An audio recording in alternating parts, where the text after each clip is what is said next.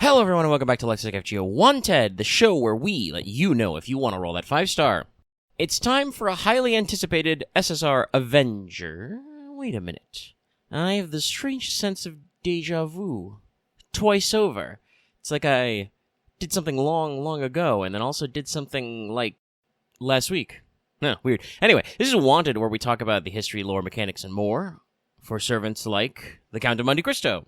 And this is going to have some Ordeal Call 2 spoilers, but not many, because I'm not done myself, so we'll get into it.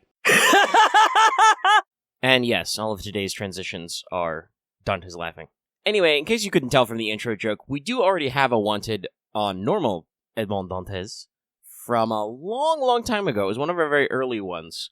So we'll take a second crack at it. Now, in the novel by Alexandre Dumas, The Count of Monte Cristo, Le Comte de Monte Cristo, it's hard to summarize in full, mostly because of its astonishing length. It was serialized and published over the course of 2 years, 1844 to 1846, and it has over 300,000 words in it. Once again, it's very long. If you want to know more, you can read it for yourself. It's on Project Gutenberg, for instance. Link in the description, hopefully, if it's not yelling me in the comments. Or watch a wonderful Overly Sarcastic Productions video that they put out last year, which is about 40 minutes long, and therefore it is my goal to have this video not be that long. Otherwise, what am I doing here? But with that in mind, we can summarize the fictional life story of one Edmond Dantes and how he became Le Comte de Monte Cristo. So, the novel starts in 1815. The 19-year-old Edmond is the first mate aboard the merchant ship Pharaon, and agreed to deliver a letter carried by his captain on his deathbed. Unfortunately, this letter is Bonapartist. This part of the story is set during the Bourbon Restoration, just before Napoleon escapes Elba. This runs Dantes into some trouble. Being Bonapartist at this time period was bad. And so Dantes runs afoul of a trio of conspirators. Though, they're not all conspiring together. It's funny like that. Anyway, his co-worker Danglars is dissatisfied with Dantes' rapid promotion, and he meets with Fernand Mondego, who's cousins to Dantes' Catalan fiancée, Mercedes, and rival for her affections. Don't worry about that last bit. They present an anonymous charge to the court about the letter, and it just so happens that the Crown prosecutors investigating this, Gerard de Villefort, is the son of the person the Bonaparte's letter's addressed to. His political career would be ruined. Ah! There's also a fourth wheel in this, Caderus, which is Edmund's neighbor who overhears the whole thing. But despite calling Dantes a friend, decides not to stop it because he's too lazy, greedy, or drunk. It's just a more banal example of bad vibes, but, you know, there's a lot of stuff going on in this novel. It's very deep. Anyway, Dantes is thrown in forever prison in the Château d'If, and is said to be executed even though he's not dead. And he will never escape Château d'If! He escapes. Spoilers. After 6 long years of imprisonment, Edmond comes across his fellow prisoner, Abbé Faria. Abbé is just the funny way of saying abbot or monk, who is also trying to escape. Faria helps Edmond piece together that he's been the victim of a criminal conspiracy and teaches him, and I quote, reading, mathematics, science, languages, philosophy, history, sword fighting, and economics. That last one's actually more important. There's sadly very few sword fights in the story. Now, the Abbé Faria does die 2 years later, but he tells Edmond about a fantastical treasure held on the island of Monte Cristo. Edmond escapes by replacing himself in Faria's body bag. He's thrown into the sea. He escapes, makes his way to Monte Cristo, and becomes fabulously wealthy. Thus, the humble but honest sailor Edmond Dantes transforms into the vengeful, cool, and mysterious Count of Monte Cristo. Edmond has several aliases in the story, by the way, such as actually claiming to be Sinbad the Sailor, the Abbé Busoni, Lord Wilmore, many more. What follows after this fairly decently sized introductory segment, by the way, is a harrowing, adventurous, complex tale of hope and revenge, justice and mercy. It is called by some the most famous revenge story in the world. Dantes finds his allies are ruined and his enemies prosper, and so he sets out in a methodical means of enriching his allies and allowing his foes to defeat themselves. This allows him to overcome Danglars, Mondego, and Villefort in various pointed ways, and with a little bit of collateral damage, so Dantes decides to let some revenge go in the end. You know, because he can. He's the bigger man, and also he does revenge himself on some guys. And so, at the end, the outset, skipping all the fun stuff, obviously, because once again, 300,000 words. He sails away into the sunset with the words, Attendre et espérer, aka wait and hope, a recurring theme. Now, while the story's plot is focused on a gripping and human tale of revenge, the historical fiction background for this is also very important. Dumas' father was a general in the Revolutionary Army, and Dumas claimed he picked the title of the novel in 1841 while he was visiting the Bonaparte family in Florence and was sailing around the island of Monte Cristo, which is a real-life island. It's between Corsica and Tuscany and due south of Elba. However, funnily enough, Dumas got a lot of his work under the Orleanist monarch, Louis Philippe, and actually left France for Belgium when Emperor Napoleon III took the throne. So, it's an interesting situation we find ourselves in. Dumas took inspiration from numerous real-life figures to write the novel. Edmond Dantes was likely inspired by his father's own experience being imprisoned in Italy for several years, but also bits of the narrative were inspired by several real cases, or reported real cases drawn from Memoirs of the Archives of the Paris Police by Jacques Pichet. A lot of vowels in there. He was an archivist and lawyer. He, among other things, worked at the Paris Police Department and wrote down a lot of cases and reported them in essays, some of which are bundled with copies of Count of Monte Cristo. Some editions also note that there was, according to these sorts of records, a real Abbe Faria who was imprisoned, but he did not die in jail. He was released after several years, and there's no other historical notes about him. But noting that Abbe Faria is technically a name that's historically sourced is important for later stuff. Dumas also borrowed a lot of plot elements from an earlier, shorter novel named Georges, or George. Now, given its popularity, there are an overwhelming volume of adaptations, expanses, references, even some sequels to The Count of Monte Cristo. Perhaps more than you can shake a stick at. The only one of them we need to mention for me to bring up later is that there was an anime adaptation in 2004 named Gankutsuo. This one uses sci-fi elements and changes some of the plot details, but it was very widely popular. It contains a couple of elements that are relevant. In the story, Edmond is possessed by an alien force of vengeance known as the Gankutsuo, or the Cavern King. The Cavern King part is referenced in FGO a couple of times, and this is the literal way the term Gankutsuo is translated, and that's used as a Japanese title for the book, The Count of Monte Cristo. There's also some thematic interplay between love and hate in the story that comes out, which it seems to have influenced the writing of FGO Dantes. Also, Dantes / the Cavern King was voiced by Joji Nakata, funnily enough. So, moving on to talk about Fate lore before this video becomes 40 minutes long. Dantes is pretty old in FGO. He was our first summonable Avenger, befitting the most famous story of revenge.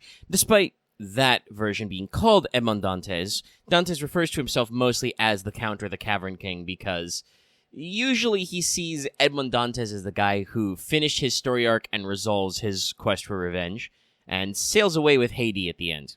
Haiti, who looks a little bit like the female Ritsuka.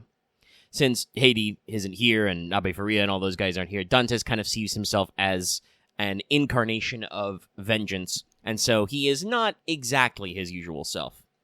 Fate goes with the assumption that Edmond Dantes was a real person who told his story to Alexandre Dumas, and Dumas used this as basis for his novel. Literary agent hypothesis is what the trope is called. It also claims that, in addition to all that other stuff I said he did, Faria taught Dantes about magecraft and the hidden holy church and other magical mystery stuff. So, we're fully, I won't say urban fantasy, but historical fantasyizing this. Dantes is first alluded to with his famous catchphrase, Attendre et espérer, in the Garden of Order event, the K&K collab, and then makes a proper appearance in the Prison Tower event, now in main interlude, play it now if you don't know all your Dantes facts, where he basically replicates the Chateau d'If in a spiritual world, in a dreamland, and as the protagonists go through a series of trials, ultimately it turns out, I'm spoiling if you haven't done it, but you got to do the stuff, that Fujimoto Ritsuko was cursed for saying Solomon's name after they met in London, but after defeating Dantes, he agrees to become our guiding light and accomplice. He's basically like, okay, I'll become your Abbe Faria and equip you the tools you need to escape the fake Chateau d'If. Dantes then shows up as a recurring character. His essence is kind of hanging out in our shadow always in most of the main story. His abilities allow him to escape the boundaries of space and time, and he has a lot of experience with the dreamlike curse of the prison tower, so he can pop in a lot of situations. He shows up several times in Epics of Remnants and lots of other events throughout the main story. There was a weird dream sequence in Lost Belt 2 and a couple of other places. Anytime we experience one of our many, many trauma naps, Dantes could be there to protect us. And obviously, he showed up in a lot of event stories as well. He has a summer costume, after all. Now, Dante's backstory is filled in quite a little bit in the audio drama titled Strange Tales of Heroic Spirit Lore, King of the Cavern and Dantes, which released in 2017 in Japan, because it's an audio drama, so...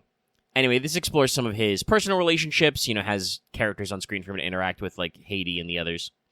And also explains some of his abilities. It points out that Monte Cristo means Mountain of Christ, and so explores that not only did Dante find fabulous wealth there, but he found a relic which contains flames that burn those unloved by God, which includes undead monsters like dead apostles. It granted him a special magical crest and magic circuits on par with the Age of Gods. This is his noble phantasm / skill, Monte Cristo Mythologie, and gives him some extra gas. He even faces off against Tsukihime bad guy Roa in his Fate incarnation anyway. But yeah, so Dantes kills vampires. Canon. Now, what exactly is going on with, quote-unquote, the Count of Monte Cristo, and what he's doing, is going to be brought up in Audio Call 2, so we're not going to break it all the way down. You'll have to play the story to figure it out. To ascribe a little bit, I think I want to say that the differences are twofold, because obviously servants you summon are not necessarily literally the guys you meet in story. You're seeing that right now with Hassan of the Shining Star, who's, like, appearing in story concurrently, like, being summoned by Chaldea before we properly meet him in story, kind of a thing. But in his profile, it's described that this Saint Graph is formed around a singular goal, whereas the one called Edmond Dantes is kind of the platonic ideal, the general vibes of Avenger. But the personality of the one titled The Count is closer to the Count of Monte Cristo who appeared in Paris in the story and crafted his elaborate vengeance.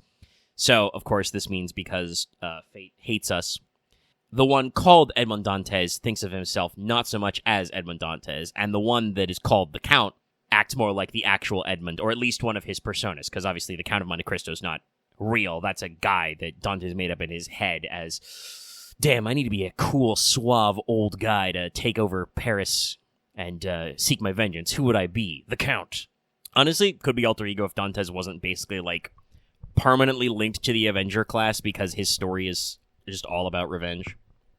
The other thing to note is that the Chaldea Edmond Dantes and the original one, who was, by the way, in case you missed that part, summoned by Gaetia to form the prison tower, we defeat him and he becomes our accomplice, are technically two separate guys. Those are two separate summonings. There is a Dantes who showed up in Chaldea, and there is the prison tower guy, and they are different. Dante's own interludes talks about how the original guy is one of the guys hiding in the shadow of our dreams, and he works very hard at his job while the Chaldean one does other things. So, like, the originally summoned Dantes sticks around for a long time to keep bailing us out. So this new form can be thought of as those two guys combining their efforts to form a brand new Saint Graph. The story will, through the course of Audio Call 2, resolve what I like to call the two Dantes problem. That's a lie, by the way. There was no two Dantes problem. But there were two Danteses in the story, in case you didn't know that. And the reason why I brought up Gankutsuo is because in interviews and notes, Nasu explicitly said that he felt that the idea of a cool older Count was so perfectly portrayed in that anime that they deliberately, for the original Edmond Dantes, and arguably even for the new Count of Monte Cristo, at least some of his ascensions, went in a different direction. The original Edmond Dantes was described as a super high school level servant because he was designed by Komatsuzaki, the artist for the Danganronpa series, and he looks a little similar to Danganronpa character Nagita Komaeda. The Count, on the other hand, has a different character artist. He's drawn by Usagi Roto, who also drew Count Cagliostro, in case you couldn't tell, but also Kamazotz and the upcoming Ono no Komachi, and several enemy sprites and craft distances. On the other hand, both Counts are still voiced by Shimazaki Nobunaga, who is also Arjuna, and also plays the male Fujimaru Ritsuka, which is very funny if you ever see Nobu at FGO events. And if you want to know more about the Count, you got to do Order Call 2. Edmund, take me into mechanics. Alright, mechanics. So, the Count is obviously an Avenger. He's obviously SSR, 5-star. He has a smidge more attack than his normal mode, and a smidge less HP, but otherwise is pretty comparable. He still has the same deck, QQA BB, 2 quick 1 arts, 2 buster, but it has more modern hit count, and actually has slightly better NP gain at 0.72. Lessons learned, right? Now, unlike regular Dante's AoE, the Count has a single target quick NP. It gives Pierce Invul for 1 turn, has an almost guaranteed stun chance. It's like 500% chance to inflict the stun. It's basically Skahawk's stun. And it deals bonus damage based on burn stacks to the enemy, but burns himself for 3 turns. 500 damage only. It's not a big deal, but it's a little bit of a demerit. The overcharge effect is defense down for 3. Starts at 10%, which isn't much, but it can get higher with more. First skill is a pretty simple damage steroid. It's 20 to 30% buster and quick up for 3 turns, and is a 2 hits, 3 turns invul. Pretty good defense. We like those.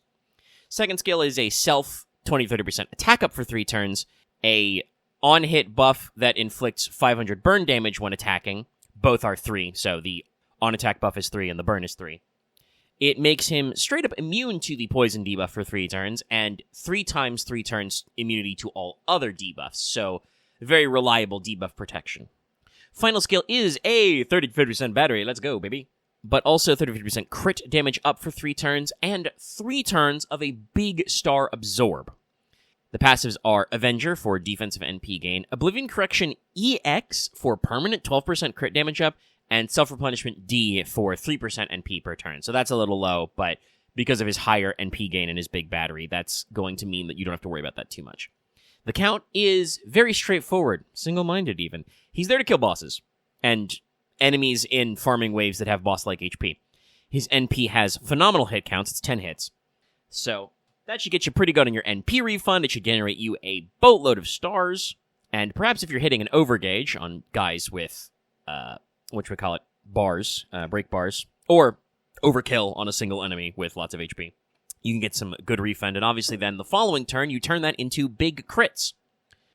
Every landed attack gives you burns, which increases the damage up. He has decent defense for boss fights, and can maybe deal some damage in 90 plus nodes with big guys. Avengers are usually damage neutral. He has a very good attack stat, and so you can milk a lot of that out of there. The general idea, I'm pretty sure, is fire NP early. If you're fighting a boss, you're usually going to stun them if they're stunnable, which means they won't do some of the dumb stuff they do when you break their bar. And then you immediately lean into, I have a shitload of stars, I'm going to crit a bunch, which are hopefully quick and arts crits. So you generate all your NP back, and then you turn it into another shot before the defense, down is gone and stuff like that. And it's auto-piercing, which is great. Now, who to pair him with? Well, boss killers get a little funny. Obviously, if you're doing quick stuff, you can do Scotty or Summer Scotty. They obviously add extra juice to Quick and to Quick Buster, respectively. That won't maximize your potential, but that will carry for some casual farming where you're going to be, blasting nodes. You got a ruler boss with like 600k HP in a farming node, don't worry, the count will take care of that. Now, there are a phenomenal amount of servants who inflict burn. There's so many, I can't bother counting them all to you. But there are a few who do seem to have some combos. Obviously, Mao Nobunaga has an NP which can burn enemies, but it's AoE, but that can be useful in boss fights to, clear ads and stuff. And it's also an Avenger, so, you're likely using them in similar situations. Rasputin buffs evil servants, which almost every Avenger is chaotic evil by default. If you're talking about quick combos, there's future caster Hanasaka no Okina, the male quick caster who just came out. He inflicts burn damage and also has some quick combos going on. But if you're thinking about servants who'd get bonus damage versus burn, there's only 3 other ones. One of them is obviously Yang Guifei, so that can be a great pick as well, because she has a kit that's very focused around that burn strategy. Summer Jufu, upcoming, and the literally just released in JP Saber Jacques, so there's some room for team building there. Otherwise, I would say pair him with your generic quick supporter steroids. You want to maximize NP damage and crits, and there's a lot of stuff you can do with that. But if you want to get funny, you can use, the count as a hitter in a burn team. For craft distances, you got a couple of options. Obviously, the one you're thinking of is probably Honey Lake. That gives you pure damage versus burned enemies. But there are a couple which might pair better in future, so keep your eyes peeled for these. In the Shinsengumi The End event and the Elizabeth The End event, both have extra damage versus burned, but more importantly, they're both event CEs, so they're, you can hopefully get 5 copies. They give you 50% starting battery and MLB, which when combined with the fact that the count already has a Fiddy himself, you can jump straight to maximum NP and start your engine rolling. Again, you defense down for a few turns, that indicates to me that the game thinks you're going to be running that NP back a couple of times. Other than that, you can augment him with basically any other formula of damage boosting CE if you don't want to go all in on burn. He has a 50% battery, so you can do all the 50% ones. You can, of course, pair him with battery boosters, so you can, basically skip all that shit and just give him something like Black Grail if you want to do maximum NP damage. I would say, though, don't go too crazy on that, because Dante's, of course, with his 3 turns of battery after his quick NP and his passive crit buffs, like, he has huge potential for crit follow-up, so don't sleep on critical damage either. Now to run through my infamous other stuff real quick.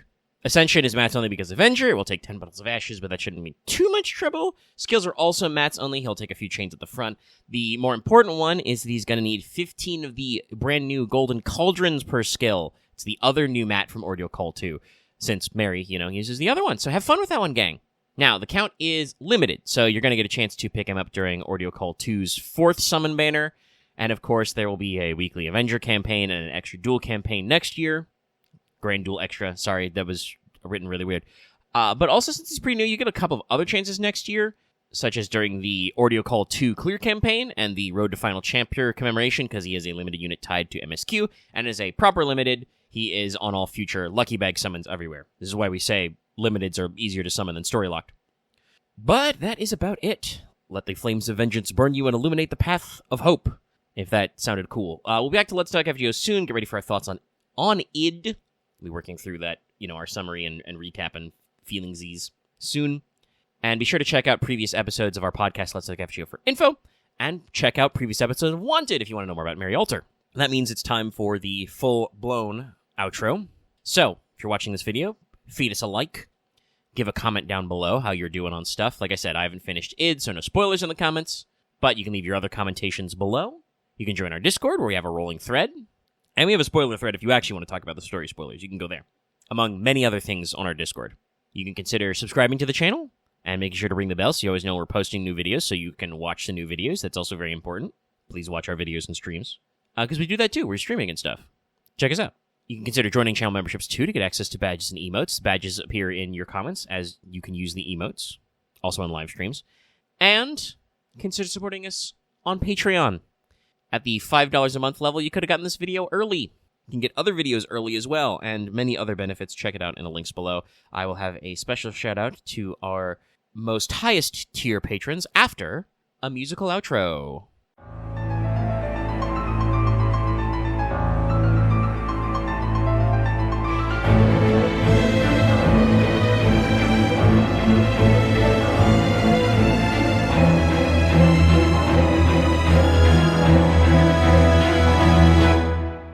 And before we go, a special shout-out to all of our patrons, but especially Adam DeHarp, Blackest OG, Call Me Zed, Carlos, Dragon, JW9000, Rise of Genji, Rogue Garment, and Charvor. If you like what we do and want to see us do more, consider supporting us on Patreon.